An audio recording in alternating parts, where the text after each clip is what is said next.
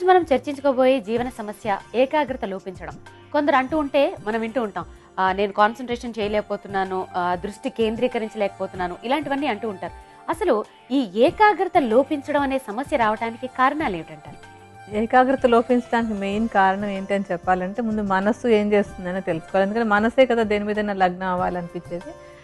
మామూలుగా ఏంటంటే మనకి 5 జ్ఞానేంద్రియాలు ఉన్నాయి. కన్ను, ముక్కు, చెవి, చర్మం, ఇలా 4 అవన్నీ. వీటన్నింటి నుంచి కొన్ని అంశాలు మనసుకి అందుతూ ఉంటాయి, రిసీవ్ అవుతూ ఉంటాయి అనమాట. ఈ జ్ఞానేంద్రియాల నుంచి కొంత ఇన్ఫర్మేషన్ వస్తుంటుంది. ఈ మనసుకి ఒకసారి కంట్లోంచి ఒక ఇన్ఫర్మేషన్, చెవులోంచి ఒక ఇన్ఫర్మేషన్, అంటే ఏదో వింటుంటాం, ఇంకేవో చూస్తూ ఉంటాం. ఇలా రకరకాలన్నీ ఒకేసారి చేస్తున్నప్పుడు కొంచెం గందరగోళం అయ్యి ఒకదాని మీద ఒకటి దృష్టి నిలబడకుండా ఉంటుంది అనమాట. ఇదే కాకుండా ఏంటంటే అసలు మనసుకు ఉన్న ఒక లక్షణమే చపల చిత్తం, చంచలత్వం అంటూ ఉంటాం కదా, దాని లక్షణమే అది. ఈ మనసు మనం ఇక్కడ కూర్చుంటాం, ఇప్పుడు మన ఇద్దరం మాట్లాడుతూ ఉంటాం, ఇది ఎక్కడికో పరిగెడుతూ ఉంటుంది. నేను ఇప్పుడు ఏదో చెప్తున్నా అనుకోండి మీతోటి, మీ చెవి వింటూ ఉంటుంది, మీ కన్ను ఇంకొకటి ఏదో చూస్తూ ఉంటుంది. అప్పుడు ఒకదాని మీద దృష్టి నిలబడదు అనమాట. అదే కాకుండా ఏంటంటే ఈ మనసు కాసేపు గతంలోకి వెళ్ళిపోతుంటుంది, కాసేపు ఫ్యూచర్లోకి వెళ్తూ ఉంటుంది, కాసేపు ఇంకేవో విషయాల్లోకి వెళ్తూ ఉంటుంది. ఇలాగ గంతులు వేస్తూ ఉంటుంది. ఈ గంతులు వేస్తూ ఉండటం అనే లక్షణం అనేది ఏంటంటే ఏకాగ్రత లోపించటం అనేది.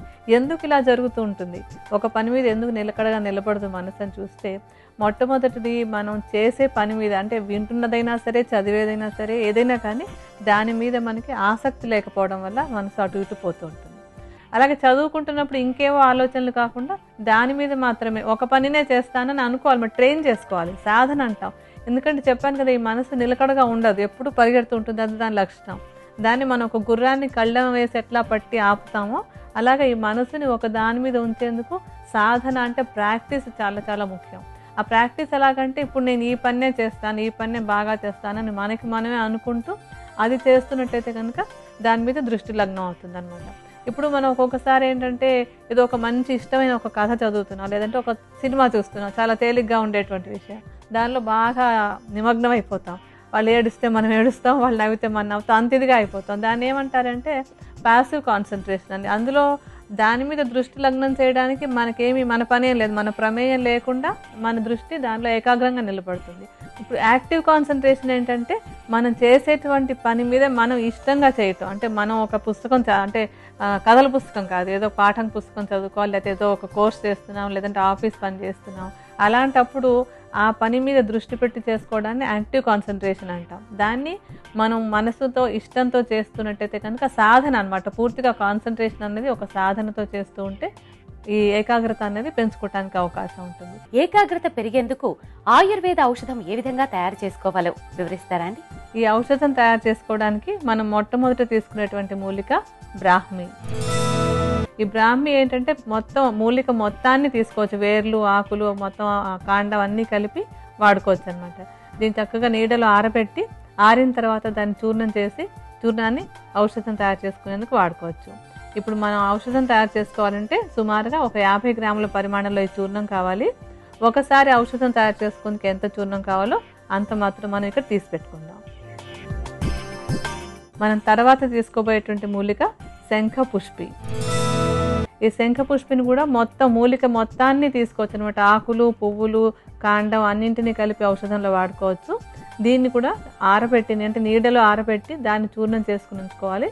ఈ చూర్ణాన్ని కూడా సుమారుగా 50 గ్రాముల పరిమాణంలో తీసుకోవాలి.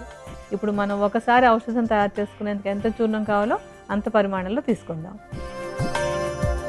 మనం తర్వాత తీసుకోబోయేటువంటి మూలిక వచ. ఈ వస కొమ్ముని చూర్ణంలాగా చేసి మెత్తటి చూర్ణంలా చేసుకుని ఆ చూర్ణాన్ని కూడా 50 గ్రాముల పరిమాణంలో తీసుకోవాలి.